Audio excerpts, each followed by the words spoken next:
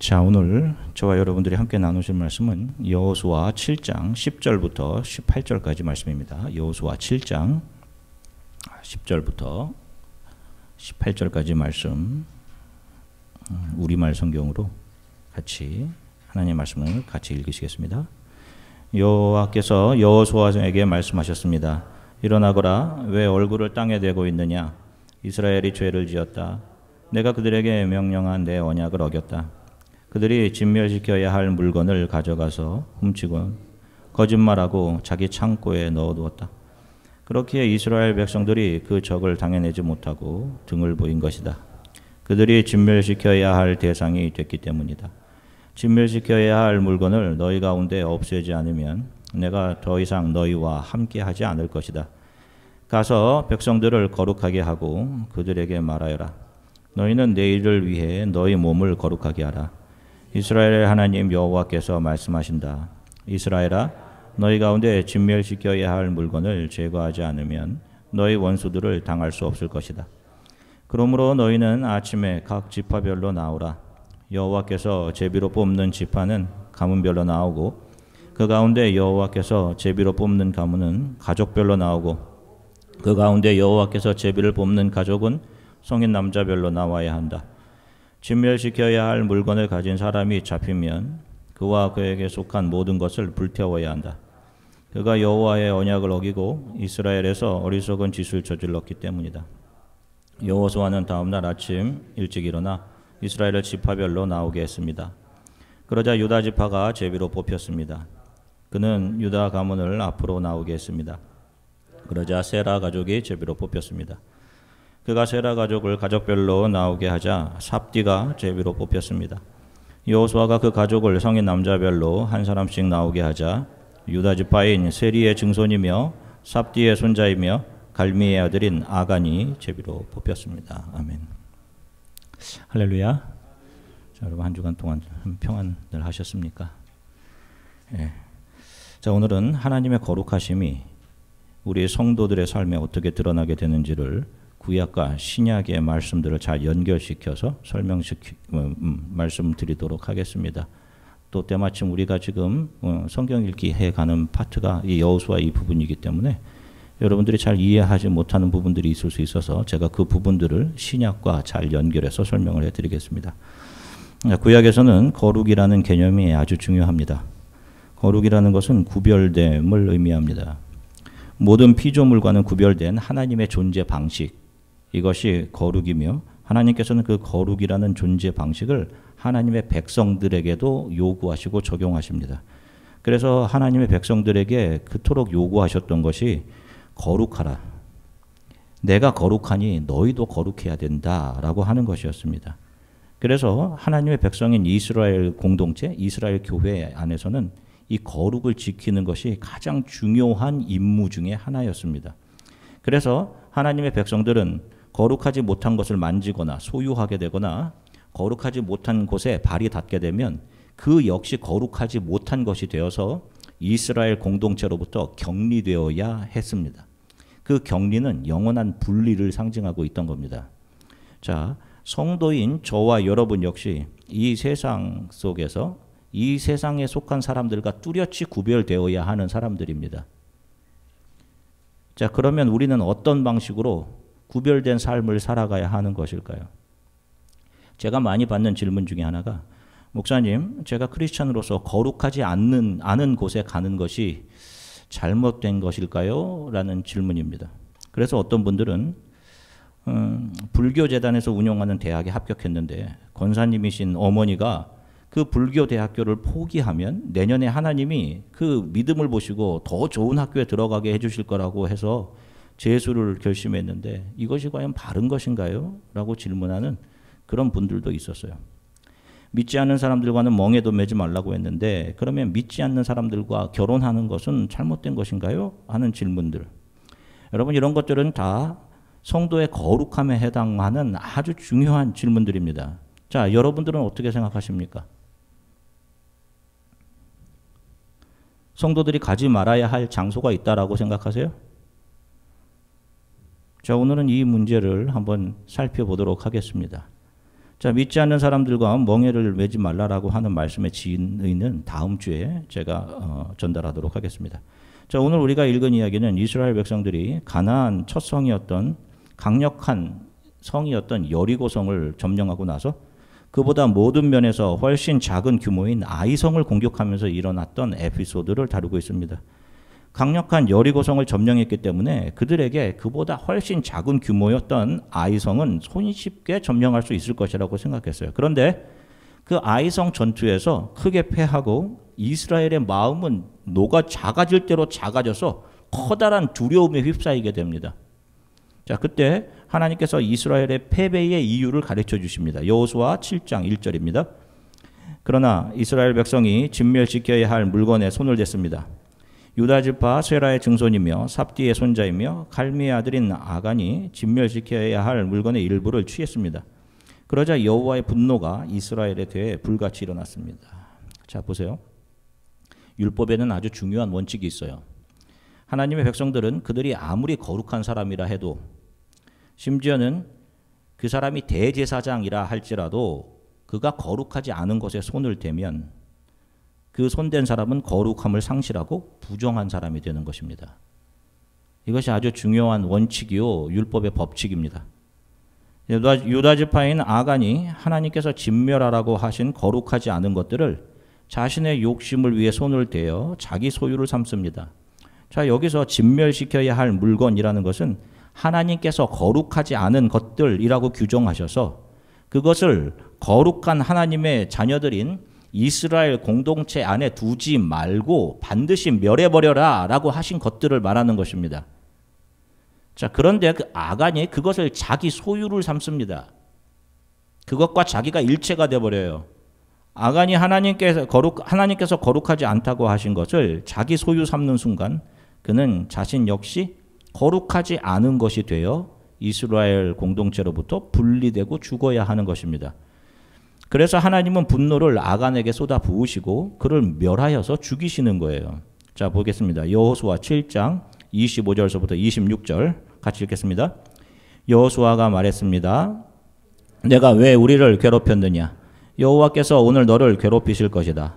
그러자 온 이스라엘이 그를 돌로 쳐 죽이고 가족들과 재산들을 돌로 치고 불태웠습니다. 아간 위에 큰 돌무더기를 쌓았습니다. 그리하여 그것이 오늘날까지 남아 있습니다. 그제야 여호와께서는 그 맹렬한 진노를 돌이키셨습니다. 그리하여 그곳 이름이 오늘날까지도 아골골짜기라 불리게 됐습니다. 아멘. 자, 보세요. 그래서 하나님은 하나님의 백성들 중 거룩하지 않은 것을 자기 소유 삼아 거룩하지 않은 것이 된 아간을 골라내시고 죽이시죠. 그는 유다 지파의 자손입니다. 사자 메시아가 오게 될. 이스라엘 백성들은 그를 끌어내고 돌로 치겨 죽여 아간이 죽은 곳 위에 돌무더기를 쌓아놓고는 그곳의 이름을 아골골짜기, 괴로움의 골짜기라고 이름을 부릅니다. 우리도 익숙하죠? 아골골짜기, 찬송가에도 나오는데. 자, 그런데 성경에는 분명히 누가 봐도 이거는 저주의 상징이란 말입니다. 이 아골골짜기는. 그런데 성경에는 이 아골골짜기에 대한 놀라운 말씀을 예언하고 있어요. 자, 이사야 65장 10절 말씀 같이 읽겠습니다. 같이 읽겠습니다. 나를 찾는 내 백성에게 샤론 평야는 양떼를 치는 풀밭이 되고 아골골짜기는 솥대가 누워 쉬는 곳이 될 것이다. 아멘. 자, 지금 아간이 죽어서 누워있는 거룩하지 못한 것이 되어서 죽어 돌무더기로 만들어 이름 붙여진 아골골짜기에 대해서 성경은 그곳이 나를 찾는 내 백성, 즉 하나님의 집안으로 들어온 사람들에게는 어떤 곳이 될 것이라고 말씀하셔요? 솥대가 누워서 쉬는 곳. 그런 어떤 곳이에요? 사망의 골짜기가 아니라 평안의 장소가 될 것이다 라는 그런 예언을 합니다. 자, 또 한 군데를 보겠습니다. 호세아 2장 15절 같이 읽겠습니다. 내가 그곳에서 그녀의 포도원을 들려주고 아골골짜기를 소망의 문이 되게 할 것이다. 그곳에서 그녀는 자신의 어린 시절처럼 이집트에서 나왔을 때처럼 대답할 것이다. 아멘. 자, 보세요. 이게 도대체 무슨 말인가요? 거룩하지 못한 아간이 죽어 그 위에 돌무덤을 쌓아두고 거룩함을 영원히 저버린 저주받은 아골골짜기라고 이름 붙인 그곳을 소망의 문을 삼으시겠다 이런 말씀을 하십니다. 여러분 이게 이해가 잘 가세요, 여러분? 이 성경을 읽어보신 분들은 한번. 자, 거룩해야 하는 유다 지파의 후손인 아간이 거룩하지 못한 것을 자기 소유 삼음으로 그 스스로도 거룩하지 못한 존재가 되어 하나님의 백성에서 분리되고 저주받아 죽어 있는 그곳이 소망이 문이 될 수 있다니요. 어떻게 이것이 가능한 것인가요? 자, 이 아골 골짜기는 여리고 부근에 있는 곳입니다. 여리고 길에 있는 곳이 이 아골 골짜기예요. 자, 그것이 어떻게 소망의 문이 되는지 살펴보겠습니다. 누가복음 10장 30절 말씀입니다. 한 목소리로 같이 읽으시겠습니다. 예수께서 대답하여 이르시되 어떤 사람이 예루살렘에서 여리고로 내려가다가 강도를 만나매 강도들이 그 옷을 벗기고 때려 거의 죽은 것을 버리고 갔더라. 아멘. 자, 보세요. 어떤 한 사람이 여리고로 가는 길에 강도를 만납니다. 바로 여리고로 가는 길에. 그리고 거반 죽어 있습니다. 마치 그 옛날 유다 지파에 한때 거룩했었던 하나님의 백성이 사탄에 의해 거룩함의 옷을 강탈당하고 죄를 지어 죽어 누워 있는 모습입니다. 자, 그가 이 거룩하지 못한 시체의 모습으로 이 역사 속에서 여리고길 위에 아골 골짜기 위에 누워 있는 것입니다. 자, 누가복음 10장 31절부터 34절 말씀 같이 읽겠습니다. 마침 한 제사장이 그 길로 내려가다가 그를 보고 피하여 지나가고 또 이와 같이 한 레위인도 그곳에 이르러 그를 보고 피하여 지나가되 어떤 사마리아 사람은 여행하는 중 거기 이르러 그를 보고 불쌍히 여겨 가까이 가서 기름과 포도주를 그 상처에 붓고 싸매고 자기 짐승에 태워 주막으로 데리고 가서 돌보아 주니라. 아멘. 자, 보세요. 레위인과 제사장은 그 거반 죽은 시체 같은 그 사람을 보고 지나치죠. 여러분, 이것은 그들이 자비와 긍휼이 없는 나쁜 사람들이었기 때문이 아닙니다. 왜냐하면 여리고에서 예루살렘으로 가는 그 길은 제사장과 레위인들이 제사를 집례하기 위해 지나갔던 길이기 때문에 제사를 지내기 위해 가는 길 중에 거룩하지 못한 시체를 만져서는 안 되기 때문이었어요. 자, 그런데 누가 이 거룩하지 못한 시체를 손으로 만집니까? 누구죠? 사마리아인입니다. 아시다시피 사마리아인은 스스로를 거룩한 하나님의 백성이라고 여기던 이스라엘 백성들에게, 바로 유다 사람들에게 하나님의 백성에서 제외된 거룩하지 않은 사람들 취급받았던 사람들이 바로 사마리아 사람들이에요. 그들에게 개나 짐승 취급을 받고 멸시당했던 사람들이 바로 사마리아 사람들입니다. 그렇게 거룩하지 않은 사마리아인이 지금 여리고길 아골 골짜기 위에 서 있습니다. 자, 지금 예수께서 말씀하시는 이 사마리아인은 누구를 가리키는 걸까요? 자, 이사야 53장 2절부터 3절 쉬운 성경으로 같이 읽겠습니다. 그는 여호와 앞에서 부드러운 새싹처럼 메마른 땅에서 자라는 나무 줄기처럼 자라났다. 그에게는 아름다움도 없었고 우리의 눈길을 끌만한 위엄도 없었다. 그는 사람들에게 미움과 멸시를 받았으며 아픔과 고통을 많이 겪었다. 사람들은 그를 바라보려 하지도 않았다. 그는 미움을 받았고 우리 가운데 아무도 그를 귀하게 여기지 않았다. 아멘. 보세요.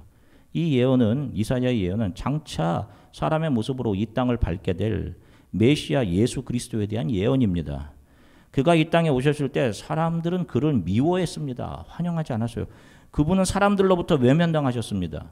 자, 거룩한 유대인들에게 그들이 서 있는 그 땅에서는 절대로 환영받을 수 없는 마치 짐승 취급을 받았던 사마리아인의 그 모습으로 예수께서 여리고길 아골 골짜기에 서 계신 것입니다. 예수께서 말씀하시는 이 사마리아인은 바로 예수 그리스도 자기 자신을 가리키고 있던 것입니다. 그리고 그 사마리아인의 모습으로 오신 예수가 거룩하지 못한 죽은 시체를 자신의 가슴으로 안아내시죠. 죽은 아간을 자신의 가슴으로 안으시는 겁니다. 누가복음 10장 35절 같이 읽겠습니다. 그 이튿날 그가 주막 주인에게 데나리온 2를 내어주며 이르되 이 사람을 돌보아 주라. 비용이 더 들면 내가 돌아올 때 갚으리라 하였으니. 아멘. 그리고는 어떤 일을 하십니까? 그 사람을 살려내는 비용을 누가 다 지불해요? 사마리아인이, 바로 예수 그리스도가 다 지불하는 거예요. 거반 죽은 사람을 살려내는 비용이 바로 십자가 위에서 자신을 내어주심으로 다 지불된 겁니다. 그래서 아간이 묻힌 여리고길 아골 골짜기는 소망의 길이 되는 거예요, 여러분. 바로 그렇게 구약과 신약 예수 그리스도를 통해서 이것이 이루어지게 되는 것이죠. 이 역사 가운데 죄로 죽은 거룩하지 못한 아간들을 살려내시는 하나님의 방법은 거룩한 분이 가장 거룩하지 못해 죽어있는 시체 같은 인간들을 만지고 안아주심으로 그들을 거룩하게 해주신 겁니다. 그래서 이제 거룩함이라는 것은 더 이상 거룩하지 못한 것들을 피하고 그것을 만져서 거룩하게 되지 못하는 그런 소극적인 거룩이 아니에요. 이제는 예수로 인해 살아나 거룩한 성품에 참여하게 된 성도들이 이 세상에 거룩하지 않은 것들을 만지고 그들을 가슴에 안아내어 거룩하지 않은 것들을 거룩하게 만들어내는 적극적인 거룩인 것입니다. 그래서 빛이 가는 곳에 어둠이 물러가는 거예요, 여러분. 고린도전서 7장 14절 말씀 같이 읽겠습니다. 믿지 않는 남편이 그 아내를 통해 거룩해지고 믿지 않는 아내가 그 남편을 통해 거룩해집니다. 그렇지 않다면 여러분의 자녀도 깨끗하지 못할 것이나 이제 그들은 거룩합니다. 아멘. 보십시오. 성도가 갈 수 없는 거룩하지 않은 곳은 존재하지 않아요, 여러분. 저와 여러분들은 거룩할 수 없는 세상의 명예와 돈과 성공을 늘 동경하고 그것을 손에 붙들고 놓지 않으려고 하는 아간들입니다. 자, 사탄은 이렇게 우리를 행복과 성공이라는 달콤함으로 이끌어 가는 듯 보여요. 그렇지만 결국에는 강도로 돌변해 우리를 거반 때려 죽입니다. 그리고 영원한 죽음으로 끌고 가요, 여러분. 그렇게 사탄이라는 강도를 만난 우리들을 위해 예수께서 악을 골짜기로 오시는 거예요. 그리고 그분이 저와 여러분들을 터치하고 만져서 살려내시고 거룩한 하나님의 백성으로 삼으시는 겁니다. 예수로 인해 살아나 거룩하게 된 성도는 자신도 그래서 작은 예수가 되어서 세상에서 사탄을 만나 거반 죽어 있는 사람들을 자신의 손으로 만지고 자신의 가슴으로 안아 살려내어 그들도 거룩하게 되어지는 그런 삶을 살게 하는 것을 사명으로 삼고 살아가게 되는 것입니다. 우리는 지금 코로나 바이러스 팬데믹으로 인해서 두려움과 걱정 속에 살아가죠. 어제까지 아이오와에도 17명의 확진자가 나왔습니다. 아내가 지난주 커스트코 갔었는데 커스트코에서 늘 언제나 살 수 있었던 휴지가 다 동이 나버렸다고 합니다. 여러분들도 한번 다 가보셨을 것 같아요. 그죠? 다른 지역으로 이사 가신 어떤 분이 연락을 하셨어요. 커스트코에 휴지가 없어서 뭐 살 수가 없어서 가스 스테이션 가면 거기 화장실에 있는 거 있잖아요. 큰 롤 이렇게 크게 된 거. 한 겹으로 된 거. 그 롤 휴지라도 몇 개 있어서 그거 짚고 사왔다고 다행이라며. 그런데 이걸로 어떻게 닦을지 걱정입니다. 이렇게 연락을 오셨더라고요. 휴지뿐만이 아니죠. 마스크도 찾아볼 수 없고 통조림 음식도 없고. 며칠 전 신문을 보니까 한 어떤 미국 청년이 손 세정제를 17,000개를 사서 자신의 거라지에 쌓아놨어요. 그것을 사진으로 그 앞에서 사진을 찍어서 신문에 놨어요. 패닉에 빠져서 다른 사람들 생각할 겨를이 없는 거예요, 여러분. 우리 안에 있는 죄성이 이렇게 폭로되는 겁니다, 여러분. 그 불확실한 내일을 위해 자신을 위해 마구 사들이고 준비하는 거죠. 자, 이런 소식들을 접하고 씁쓸해하면서 제가 제 교회 사무실로 돌아와서 오피스를 좀 청소하고 창문도 좀 열고 하다가 카우치 옆에 있는 휴지 6개를 한 뭉치를 발견했습니다. 작년 12월 주천지에서 상으로 받은 휴지. 그 집 카우치 옆에 있는 거예요. 평소에 관심도 없이 그냥 보지도 않았었는데 그게 갑자기 제 눈에 꽉 차게 들어오는 겁니다. 그러면서 그 휴지 한 롤을 가슴에 안고 무슨 보물을 발견한 듯 뿌듯해하면서 반나절 동안 기분이 너무 상쾌했습니다. 6롤이면 한 달은 사용하겠지? 이러면서요. 그런데 시간이 좀 지나면서 참 씁쓸한 겁니다. 제 자신이 너무 부끄러운 거예요. 바이러스로 인해 더럽혀 죽을 내 몸은 그렇게 염려하고 그 몸을 위해 준비하고 챙기면서 내 영혼을 위해 나는 무엇을 준비하며 살고 있나라는 생각이 들어 하나님 앞에 너무도 죄송했습니다. 6놀이면 한 달을 사용할 수 있겠지라고 하면서 한 달의 여유를 기뻐하면서 영혼을 주신 그 예수 그리스도로 인해 기뻐하며 감격하며 살지 못하는 것이 참 부끄러웠어요. 여러분들은 어떠세요? 말씀 속에서 나를 향한 하나님의 사랑과 은혜를 발견하고 세상에 그 어떤 염려나 근심을 덮고도 남을 만한 은혜를 발견해야 하고 여러분 뿌듯하며 기뻐하며 살고 계시는지요? 한 달이 아닌 영혼을 우리들에게 선물로 주신 그 은혜에 대한 기쁨과 하나님 나라에 대한 갈망과 사모가 우리 안에 있느냐고요. 지금은 어디 가서 기침도 제대로 못하죠. 누가 옆에 기침 한번 하면 긴장을 합니다. 그죠? 그런데 여러분 하나님의 말씀을 듣고 여러분 영적으로 긴장하고 계십니까? 여러분? 아, 정말로 그렇구나. 정말로 하나님의 나라가 있구나. 정말로 심판이 있구나. 정말로 하나님 앞에 서게 될 날이 있구나. 여러분.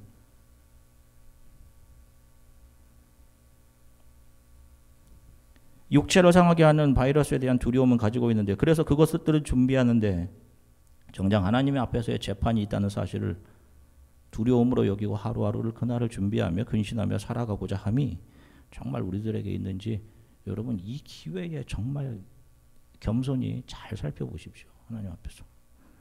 우리를 거룩하게 하신 예수 그리스도로부터 온 거룩은 반드시 나를 통해 다른 이들을 거룩하게 하는 것으로 나타납니다. 여러분. 그들이 성도예요. 이것이 성도들의 삶인 것이고요. 그래서 그렇게 나타난 것을 성경은 이웃사랑이라고 하는 것입니다. 그러니 여러분 제가 지금까지 구약을 통해 이렇게 지금까지 이렇게 쭉 설명해 드린 것을 이해하지 못한 상태에서 나오는 이웃에 대한 친절이나 잘해줌, 구제 등은 성경이 우리들에게 요구하는 진정한 이웃사랑이 될 수 없는 것입니다. 참 이웃사랑이라는 것은 거룩하지 못한 상태에서 거룩하게 된 사람들이 자신의 삶으로 자신의 것을 대가로 지불하며 이웃을 만짐을 통해서 예수가 나를 만짐을 통해서 살려주셨듯이 자신도 이웃을 만짐을 통해 그들이 예수 안에서 거룩하게 되는 것으로 나타나게 되는 거예요. 그것이 성경이 말씀하는 이웃사랑인 것입니다. 사랑하는 성도 여러분, 지극히 자기를 챙겨야 하는 상황 속에서 다른 사람을 챙기는 것이 참사랑이죠. 우리 교회에 속한 성도들 중에서도 연로하신 분들은 특히나 더 연로하실수록 지금 눈에 보이지 않는 바이러스의 퍼짐이 많이 두려우실 겁니다. 젊은 사람들보다도 동작이 빠르지 못해서 생활용품들을 잘 구하지 못하셔서 더 걱정스러우실 수도 있을 것 같아요. 다음 주부터 이번 주부터 여러분 예수 안에서 거룩하게 되신 분들, 여러분들이 교회의 다른 분들, 연로하신 분들을 잘 좀 섬겨주십시오. 그리고 여러분들 가슴으로 좀 잘 좀 안아내십시오. 이 어려울수록 혹시 무엇이 부족한 것이 없으신지. 전화나 메시지로도 여러분 안부를 물어보시고 두려워하는 마음들을 서로 잘 달래고 위에서 기도해 주십시오. 여러분. 어떤 분들은 또 그런 분들이 있어요. 왜 믿음이 없어? 그러면 그런 말 하지 마시고요. 그런 미신적인, 지금은 그런 것을 물을 때가 아니라 서로 위로할 때인 것입니다. 여러분들이 자신을 위해 준비한 그것을 연로하신 분들 위해서 작은 것이라도 좀 나누시고 하셨으면 좋겠어요. 이런 돌아봄이 나오는 것이 진짜 에클레시아인 것입니다. 이 돌아봄이 사람의 영혼을 부흥케 하는 거예요, 여러분. 사람의 영혼을 살려내는 겁니다. 건강하게 하고요. 그래서 초대교회가 자기 것을 자기 것으로 여기지 않고 다른 이들을 위해 사용한 것입니다. 초대교회 정신으로 돌아가자라고 하면서 교회와 성도는 여전히 자기 것만을 챙기고 있으니 어떻게 초대교회로 돌아갈 수 있겠습니까? 이번 주부터라도 교회 60이 넘으신 어르신들을 여러분들, 여기 우리 청년들도 마찬가지예요. 어르신들 조금이라도 여러분들 돌아보시고 안부도 물으시고 혹시 뭔가 부족한 것이 없으신지, 건강은 어떠신지 여러분 그렇게 좀 돌아봐 주시기 바랍니다. 아멘. 예. 교회는 구별된 거룩한 성도들의 모임이지 내 것을 채우기 위한 모임이 아닙니다. 나의 기분을 채우기 위해 모이는 모임도 아니고 내가 잘 되기 위해, 내가 위로받기 위해 모이는 그런 모임, 그런 사람들이 아닌 거예요, 여러분. 우리는 예수의 나를 만지심으로 인해 위로를 받았기 때문에 서로 위로하는 사람들입니다. 우리는 위로하는 사람들이에요. 예수로 인해 내가 살아났으니 살려주는 사람들인 것입니다. 영혼을 소유했으니 그 영혼을 소유하도록 도우며 격려하는 모임이 거룩한 성도들의 모임인 교회 에클레시아인 것입니다. 바이러스 때문에 손 많이 닦으시죠, 여러분? 손 닦으실 때마다 나의 영혼을 그분의 보혈로 닦아 내 죄를 깨끗이 없애주신 예수 그리스도의 은혜를 그때마다 기억하십시오, 여러분. 그 사랑과 은혜가 변함없음을 위로 삼아 한 주간을 넉넉히 이겨내시기를 주 예수 그리스도의 이름으로 간절히 축원합니다. 잠시 함께 기도하겠습니다. 내 몸의 염려와 걱정에 우리가 참 많이 민감하죠. 그죠? 가족들에 대한 염려도 있단 말이에요. 우리 아이들이 혹시라도 바이러스에 감염되면 어떻게 하나. 근데 여러분, 내가 또 내 가족이 영원한 구원 얻기를 간절히 바라고 사모하며 준비함은 있는지 여러분 한번 좀 잘 살펴보십시오. 아간같이 세상의 것을 내 것인 양 챙기며 살던 저와 여러분들을 거룩하신 예수께서 시체같이 누워있던 우리를 터치해 주시고 안아내어 살려주셨습니다. 우리를 거룩해 주셨습니다. 우리 또한 누군가를 안아내어 그들이 예수를 알게 되고 영원한 하나님의 나라를 발견하도록 우리를 드리는 삶을 살아가게 해 주십시오. 또 오늘 교회에 오지 못한 또 성도들이 있는데 하나님 그 모든 성도들에게 평안을 주시고 예수 그리스도의 영혼이 그들과 함께해 또 한 주간의 삶을 지켜주십시오. 우리 이렇게 함께 기도했으면 좋겠습니다. 잠시 기도하겠습니다.